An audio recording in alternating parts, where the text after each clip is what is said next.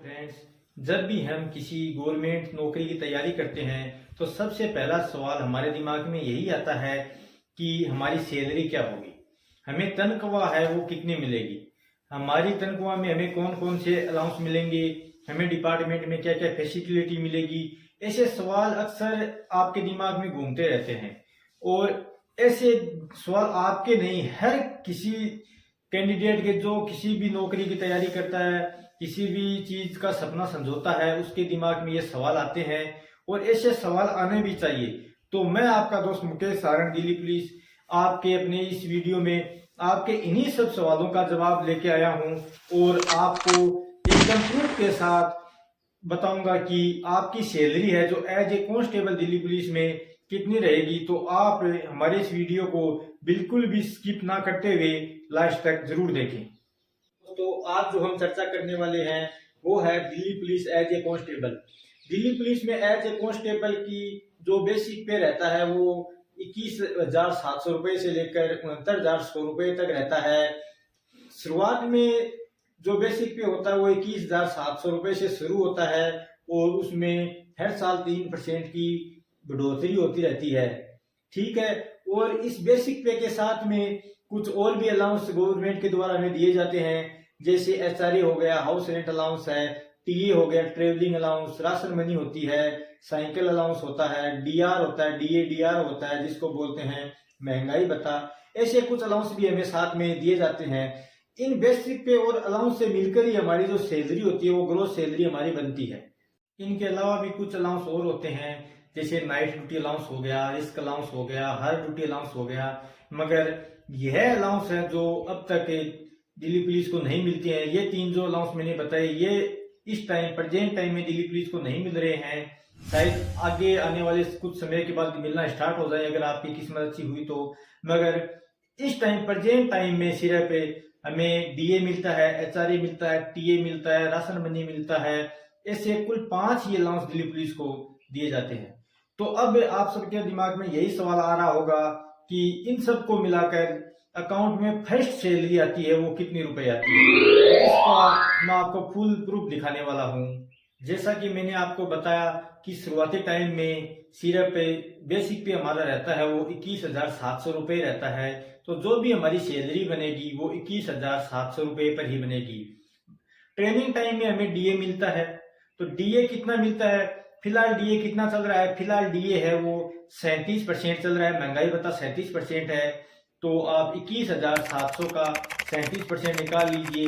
21,700 का 37% कितना रुपए होता है, 8,029 रुपए है वो डीए मिलता है। जब भी कोई नया कैंडिडेट दिल्ली पुलिस में सिलेक्ट होगा तो उसको पहला डीए है वो 8,029 रुपए मिलेगा, ठीक है।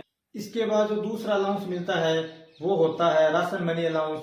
राशन मनी अलाउंस गवर्नमेंट की तरफ से पर हेड एक दिन का 127.69 रुपए दिए जाते हैं। 127.69 रुपए पर दिन के दिए जाते हैं। तो अगर हम महीने में कितने दिन माने, 30 दिन माने, तो 30 दिन को आप जब 127.69 से गुणा करोगे तो कितना रुपए आएगा, 3830 रुपए है वो पर जवान को खाने के दिए जाते हैं, राशन मनी के दिए जाते हैं। ट्रेनिंग टाइम में सिर्फ आपको ये 2 ही अलाउंस मिलेंगे, एक तो आपको डीए मिलेगा और दूसरा राशन मनी मिलेगा, प्लस आपका जो बेसिक है वो मिलेगा। के टाइम में हमें सिर्फ ये 2 ही अलाउंस मिलते हैं और एक बेसिक पे मिलता है। इसके अलावा जो हमारा एचआरए होता है, हाउस रेंट होता है, वो हमें ट्रेनिंग के दौरान नहीं मिलता। मगर हाँ, दिल्ली पुलिस इतनी फैसिलिटी जरूर देती है कि एचआरए का जो एरियर होता है, मतलब जो हमें मंथली एचआरए मिलना होता है, उसको दिल्ली पुलिस हमें एज ए गिफ्ट के तौर पर ट्रेनिंग कंप्लीट होने के बाद में एक साथ हमारे अकाउंट में डाल देती है।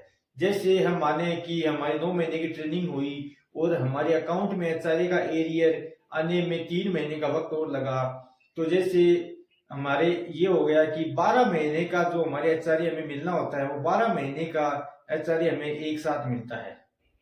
हमें जो एचआरए मिलना होता है वो बेसिक पे और किस शहर में, किस सिटी में हम ड्यूटी दे रहे हैं उसके ऊपर डिपेंड करता है।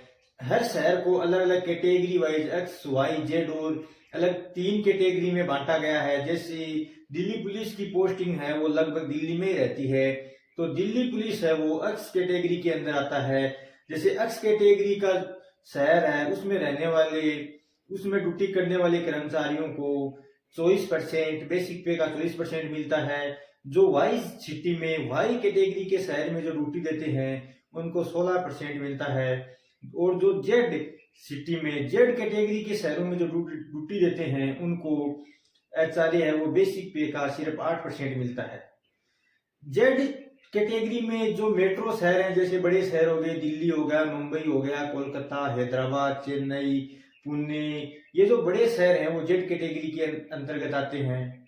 ठीक है, जैसा कि सर ने बताया कि जो 8, 16 और 24% हमें एचआरए मिलता है, यह परसेंटेज तब तक रहते हैं जब तक कि डीए का हमारा जो परसेंटेज है वो 25% या इससे नीचे रहता है। प्रेजेंट में जो डीए चल रहा है वो 37% है।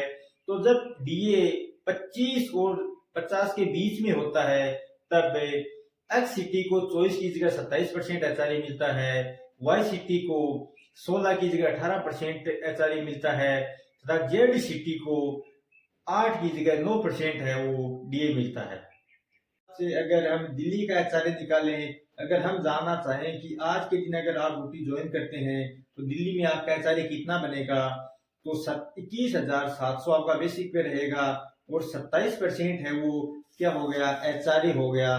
तो 21,700 का जब आप 27% निकालोगे तो कितना आएगा, 5,859 रुपए है वो आज के दिन दिल्ली में न्यू पोस्टेड होने वाले कैंडिडेट को मिलेगा। ठीक है, इस हिसाब से अगर हम आपकी टोटल सैलरी देखें ट्रेनिंग के टाइम में, तो ट्रेनिंग के टाइम में 21,700 रुपए आपका बेसिक पे हो गया और 3,830 रुपए आपकी राशन मनी हो गई और 8,029 रुपए आपका डीए हो गया। अगर हम तीनों को जोड़ दें तो तीनों को जोड़ने पर 33,559 रुपए आपकी पर मंथ की सैलरी बन जाती है, जो कि एक अच्छी खासी सैलरी है। इसके बाद अगर हम देखें कि ट्रेनिंग के बाद में जो कैंडिडेट की है वो सैलरी कितनी रहती है, तो ट्रेनिंग के बाद में जो हमारा एचआरए है वो मंथली सैलरी के साथ जुड़कर आना स्टार्ट हो जाता है और इसके अलावा एक अलाउंस और मिलता है जिसे हम क्या बोलते हैं, उसे हमें साइकिल अलाउंस कहते हैं, जो पर मंथ का 180 रुपये मिलता है। पहले के पुलिस को साइकिल दी जाती थी तो उसकी रिपेयरिंग के लिए गवर्नमेंट पैसा देती थी, तो 180 रुपये पर महीने का साइकिल अलाउंस दिया जाता है। तो अगर हमें ट्रेनिंग वाले 33,559 और जो हमने एचआरए निकाला था एचआरए 5,859, अगर हम इन तीनों को जोड़ दें तो टोटल सैलरी है वो 39,598 रुपए बन जाएगी, जो ऑलमोस्ट 40,000 के आसपास होती है। अगर किसी भी डिपार्टमेंट में किसी भी न्यू कैंडिडेट को इतनी सैलरी नहीं दी जाती, इतनी फैसिलिटी नहीं दी जाती जो कि एक as a constable Delhi police में दी जाती है। तो ये तो बात हो गई दिल्ली पुलिस में कांस्टेबल की सैलरी की।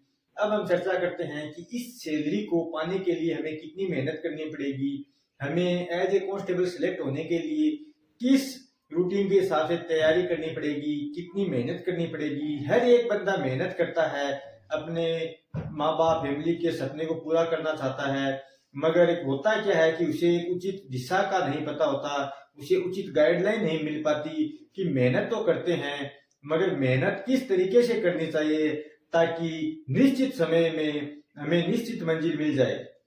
तो इन्हीं सब चीजों को ध्यान में रखते हुए मैंने एक यूट्यूब चैनल तड़का मैथ की शुरुआत करी है, जिसमें दिल्ली पुलिस में पूछे जाने वाले मैथ्स के कुछ चुनिंदा सवाल, कुछ चुनिंदा टॉपिक के बारे में ही स्पेशल दिल्ली पुलिस के लिए यह चैनल बनाया गया है। अब से जितने भी दिल्ली पुलिस के पेपर हुए हैं इनका गहराई से अध्ययन करके कि दिल्ली पुलिस में जो भी मैथ्स के, रीजनिंग के, जो भी आपके जनरल नॉलेज के क्वेश्चन होते हैं, करंट अफेयर्स के क्वेश्चन होते हैं, वो कहाँ से पूछे जाते हैं, इन सब का ध्यान में रखते हुए इन सब का एक आग्रह तैयार करके यह यूट्यूब चैनल की शुरुआत की गई है। तो आप अभी हमारे इस यूट्यूब चैनल को ज्वाइन कर लीजिए। इस चैनल पर आपको बताया जाएगा कि जैसे हमें पता है कि दिल्ली पुलिस में 15 क्वेश्चन मैथ्स के आते हैं, 25 क्वेश्चन रीजनिंग के आते हैं, तो मैथ्स और रीजनिंग के टोटल 40 क्वेश्चन आते हैं। तो इन 40 क्वेश्चनों में हम 38 प्लस क्वेश्चन कैसे सही करें, जब हम 38 प्लस क्वेश्चन का टारगेट लेंगे, 38 प्लस क्वेश्चन को सही करेंगे, तब जाके हमारा सिलेक्शन है वो दिल्ली पुलिस में हो पाएगा। क्योंकि दिल्ली पुलिस में है वो ऑल इंडिया के कैंडिडेट भाग लेते हैं, एक बहुत बड़ा कंपटीशन होता है, मगर यह उतना भी हार्ड कंपटीशन नहीं है जितना कि हम इसे मान लेते हैं। अगर हम सही दिशा से, सही अपनी गाइडलाइन से, सही अगर रणनीति के तहत अगर तैयारी करें तो हम आराम से दिल्ली पुलिस को फाइट कर सकते हैं। तो हुई मैथ्स की चर्चा।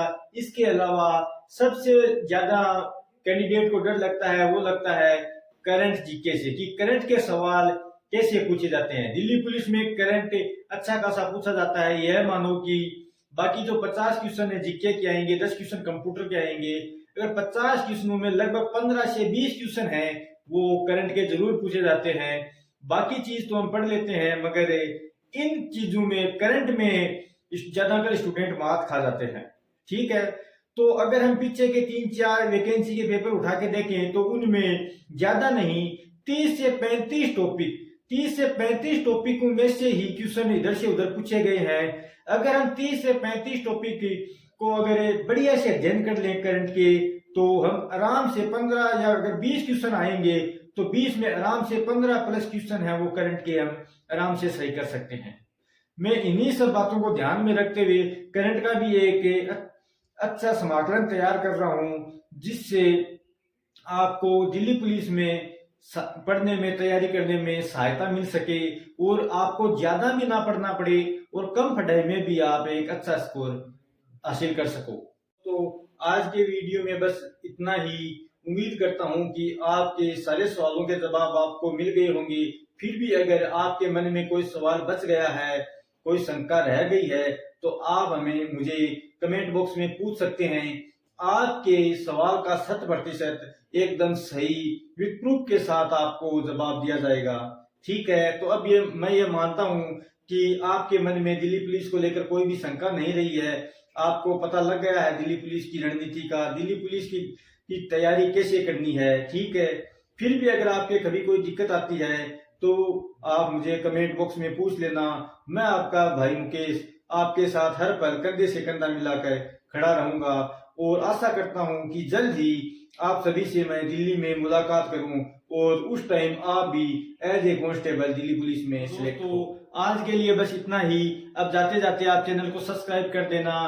ठीक है, और अपने दोस्तों के साथ भी जो भी दिल्ली पुलिस की तैयारी कर रहे हैं उनके साथ भी हमारे इस चैनल को शेयर कर देना, ताकि उन्हें भी सटीक जानकारी मिल सके और वो भी एक घर बैठे अच्छी तैयारी कर सके। ठीक है।